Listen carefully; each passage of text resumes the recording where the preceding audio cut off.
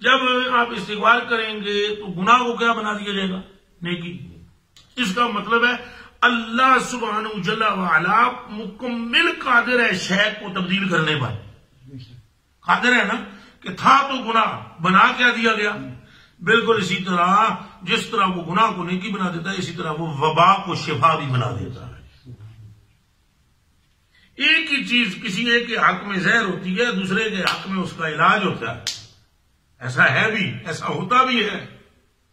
تو ہم as a مسلم مومنین ہونے کے اعتبار سے ہمارا اللہ جل شانہ اور رسول علیہ الصلوۃ والسلام کی ذات پر مکمل ٹرسٹ، مکمل بھروسہ، مکمل یقین ہونا چاہیے۔ ہم اللہ پاک پر اور اس کے حبیب پاک پر صلی اللہ علیہ وسلم و جل شانہ پر بلیو کرتے ہیں۔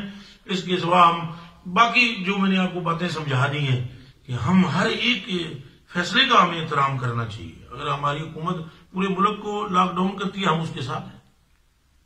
اگر یہ مساجد کو بھی لاک کرنے کی نوبت پہنچتی ہے، ہم اس میں بھی ان کے ساتھ ہیں کہ نمازیں لوگ اپنے گھروں میں ادا کریں، ان میں ہم ساتھ ہیں۔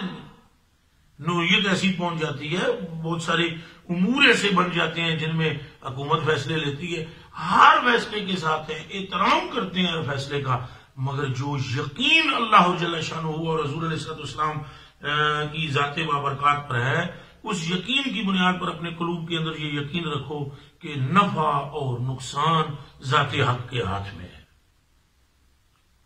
حضرت انس بن مالک رضی اللہ تعالیٰ عنہ ایک مرتبہ ایک جابر حکمران کے سامنے آپ تھے، تو اس نے تلوار اٹھا کر آپ گردن کاٹنے کے لیے حملہ کرنے کی کوشش کی، تلوار 10 ہاتھ دور جا گئی،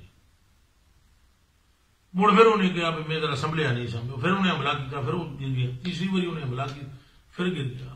اس نے کہا تم کی شے پڑی پڑھائی ہے کہ انہوں نے کہا تم مجھ پر نہیں، تجھے آج تم مجھے مار نہیں سکتا، کہ میں نے اپنے آقا مولا سے ایک دعا سیکھی ہوئی ہے اور وہ میں نے دعا پڑھ لی ہے اور تم مجھ پر غلبہ نہیں پا سکو گے۔ انہوں نے کہا وہ کون سی دعا پڑھی؟ نے کہا بسم اللہ الذی لا یضر مع اسمہ شیء فی الارض ولا فی السماء وهو السمیع العلیم۔ کیسا مضبوط اعتقاد تھا انس بن مالک۔ تو ہم یہ دعا پڑھے اور ہمیں شفا نہ ہو، جس میں راز ہے کہ بھائی جی 50 گلاں سن کے سارے عقیدے کا جنازہ نکل گیا، ادھروں سنی ادھروں سنی ادھروں سنی، اے سیکولر لوگوں کی باتیں سنی، فلانے کی سنی فلانے کی سنی۔ وہ صاحب سرکار پاک کی طرف دیکھو، نبی پاک صلی اللہ علیہ وسلم کی طرف دیکھو۔ اور ویسے بھی جو عاشق ہوتا ہے وہ معشوق کے سوا کہیں دیکھتا نہیں، اور جو طالب ہوتا ہے اس کی منزل مطلوب ہوتی ہے۔ تو سائیں نے جو کہا بس اس پر مکمل ایمان رکھیں، باقی آپ اپنے گھروں میں رہیں، باہر نہ نکلیں، لوگوں سے نہ زیادہ ملے ملائیں۔ اور اگر یہ بل پاس ہو جائے، حکومت ایسا کوئی فیصلہ کر دے کہ آپس میں آدمی نہ ملاؤ، اس بات کا بھی احترام کیا جائے، نہ ملایا جائے سب کچھ، لیکن وہ جو قلبی طور پر یقین اور ایمان ہے، اس بات کو رکھو کہ اگر تم اپنے گھروں میں بھی ہو اور اللہ تمہیں موت دینے کا ارادہ کرے تو کائنات میں کوئی نہیں آپ کو بچا سکتا، اور اگر عین میدان جنگ میں بھی تم رہو اور اللہ تمہیں موت نہ پہنچانے کا ارادہ کرے تو 70 کروڑ تلواریں بھی تمہارے وجود کو ٹکڑے نہیں کر سکتی۔ حضرت خالد بن ولید رضی اللہ تعالیٰ عنہ مثال کے وقت جس ٹائم آپ کا بدن مبارک دیکھا گیا، ایک درم کے برابر غریب نوازو جگہ نہیں تھی جہاں پر زخم نہ ہوا ہو۔ ایک چاندی کا روپیہ جو نہیں ہونا جس کے آنے ہونے سے کیا اس کو کہتے روپیہ سکہ ٹھیک، اتنی جگہ بدن پر موجود نہیں تھی جس پر زخم موجود نہ ہو، شہید نہیں ہوئے۔ یعنی آپ یہ فرماتے تھے دیکھ لو، اگر اپنے کوئی ارادے سے کوئی شہادت لیتا ہوتا تو میں شہید ہو جاتا، یہ فرماتے تھے آپ۔ میں نے بڑی دعائیں بھی مانگی ہیں کہ مجھے یا اللہ شہادت کی موت ملے، لیکن میں ہر جنگ سے فاتح ہو کر لوٹا ہوں۔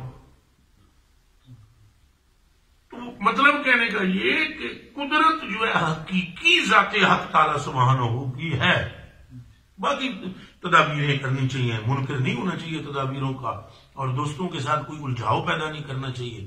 اسی طرح کسی قسم کے کوئی قوانین اگر بنائے جاتے ہیں ان قوانین کا بھی احترام کرنا چاہیے، اور درود شریف اور استغفار شریف کی کثرت کرنی چاہیے. مگر پھر میں کہہ دیتا ہوں ان اوراد کی ان پر پختگی صرف اللہ پاک جل شانہ کی محبت میں